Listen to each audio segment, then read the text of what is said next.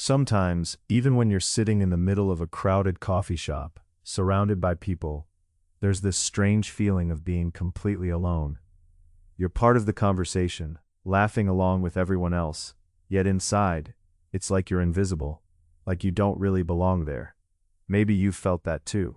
Physically present, but emotionally distant, left behind even in a sea of faces.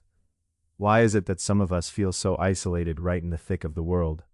For a long time, I didn't understand why. I've carried this feeling since I was a kid. Not because I was unusual or special, but because I seemed to experience the world differently than others. I wasn't sure if it was a gift or just hypersensitivity. It took me years to figure it out. Picture a place like New York's Central Park. People sitting on the grass, soaking up the sun, sharing laughs with friends. Yet, even there, my eyes would scan the faces first, searching for tiny clues in their expressions.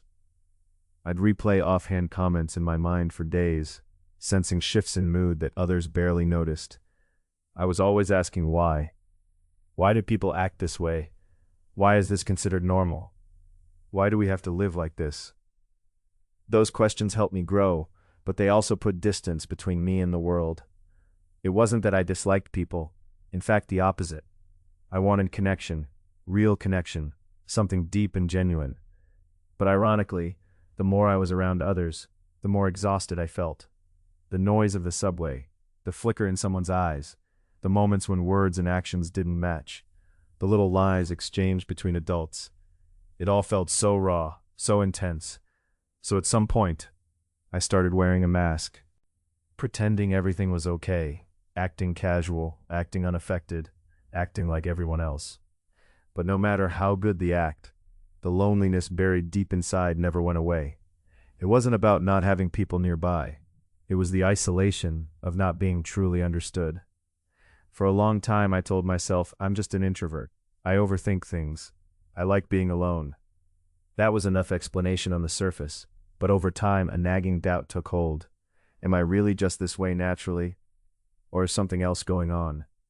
Then one day a difficult question surfaced. Could it be that my loneliness wasn't because I was some kind of misfit, but because I was afraid of getting hurt? Maybe I couldn't step fully into the world because I was protecting myself from pain. That thought struck me hard, because until then, I'd been blaming the outside world for my loneliness. But, for the first time, I looked inward. Around that time, I stumbled upon the writings of Carl Jung. He said that encountering true solitude is a necessary part of facing ourselves honestly. Many people misunderstand that. It doesn't mean lonely people are better or stronger. It means looking inward is uncomfortable and isolating for anyone. Reading that gave me a strange comfort. I wasn't weird, I just hadn't understood myself yet. Digging deeper, another realization came. Much of what I'd struggled with wasn't just personality, it was social anxiety.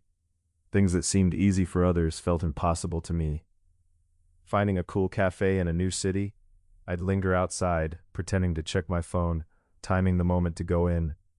Ordering food in a place where I didn't speak the language, I'd freeze, heart pounding, throat dry, feeling like everyone was watching me. Logically, I knew no one cared that much, that no one would remember my mistakes. But my body didn't believe that. My mind was constantly analyzing every glance, every tone, every pause, trying to predict what might go wrong before I even spoke. I thought if I could prepare for the worst, I could keep myself safe. Instead, it only made me avoid more and more situations, and the fear grew bigger. Sensitive and thoughtful people often fall into this trap. We feel so much that we overthink everything, making it impossible to act naturally. Before saying a word, we replay it a dozen times in our heads, trying to shield ourselves from potential pain. We end up using all our energy just on defense, leaving little left for living. Then one day I realized I couldn't live like this forever. Tiny actions, walking into a cafe alone, making a short phone call, saying hello first, sending a quick message to check in on someone. These may seem trivial, but for me, they were mountains. And something unexpected happened. The scary things I imagined almost never came true. Whether I stumbled on my words or messed up an order, the world mostly kept turning without incident. People didn't notice me as much as I feared, and when they did, they were kinder than expected. Piece by piece, those moments taught me something important. Anxiety might warn of danger, but it doesn't have to control my life. I'm still sensitive, I still feel deeply, I still get nervous in new situations, but there's one big difference now. Anxiety no longer drives me. I can still feel it and keep moving forward. Along the way, I learned something crucial. You don't have to become outgoing to be free. You don't have to erase your sensitivity or force yourself to stop overthinking.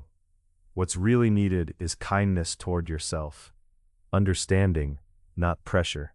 People often see solitude as a negative thing, but healthy solitude heals us.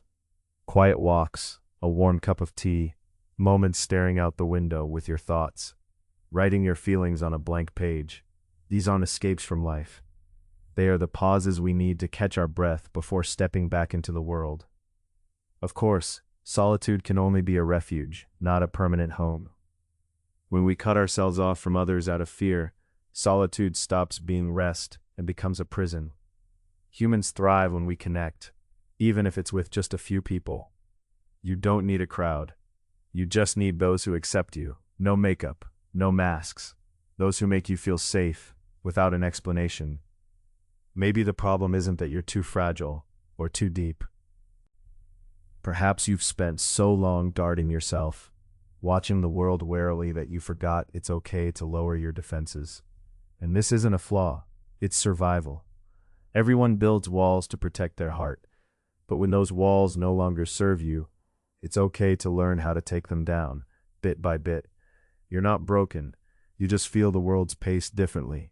You think more, hold feelings longer, and experience more deeply. So don't force yourself to keep up with a world that moves too fast. Walk at your own speed. And remember, it's not your sensitivity that traps you, it's the fear of getting hurt because of it. When you understand that, you open the door to connect with the world a little more gently, and maybe in time, a little more freely.